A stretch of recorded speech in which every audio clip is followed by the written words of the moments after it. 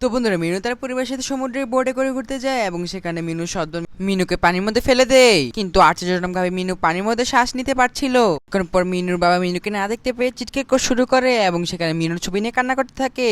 অন্যদিকে মিনু পানির নিচে শার্কের সাথে খেলা করছিল এবং কিছুক্ষণ পর শার্কটি মিনুকে একটি দ্বীপে এসে নামিয়ে দিয়ে যায়।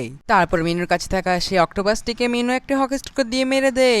তারপর অক্টোপাসটিকে সুন্দর করে সে ভাজতে শুরু করে। এরপরে ভাজি হয়ে গেলে সে অক্টোপাসটিকে মজা মজা করে খেতে শুরু করে। তারপর যখন সন্ধ্যা হয়ে যায় মিনু আগুন জ্বালিয়ে আগুনের পাশে ঘুমিয়ে পড়ে। এরপর দিন সকালে মিনু একটি নারকেল গাছকে কেটে ফেলার পরে সেটি দিয়ে সুন্দর একটি হেলিকপ্টার বানায়। এরপর তার বানানো হেলিকপ্টার দিয়ে সে উঠতে শুরু করে। এরপরে সে উঠতে উঠতে তার শহর খুঁজতে থাকে। এর কিছুক্ষণ পর সে তার শহর খুঁজে পায় এবং সেখানে নামার পর সে তার ঘরে চলে যায় এবং জানালা দিয়ে দেখতে পারে তার সৎ মা তার সৎ বোন টাকা নিয়ে হাসাহাসি করছে। এরপর মিনু এটা দেখে খুবই রাগান্বিত হয়ে যায়। এরপর সে একটি গিফট বক্সের মধ্যে দুইটা বোম সেট করে। তারপর সে বোমওয়ালা গিফটগুলো সে দরজার বাইরে রেখে চলে যায়। এরপরে মিনু সৎ মা আর সৎ বোন যখন সেই গিফট খুলে সেখানে সাথে সাথে ব্লাস্ট হয়। এরপরে মিনু তার সৎ মা তার সৎ বোনকে আকাশে রকেট দিয়ে ফাটিয়ে দেয়। এরপর মিনুর বাবা মিনুকে ধরে কান্না করতে থাকে। তো বন্ধুরা, এই চালাক মিনুর জন্য লাইক এবং সাবস্ক্রাইব করে যাও।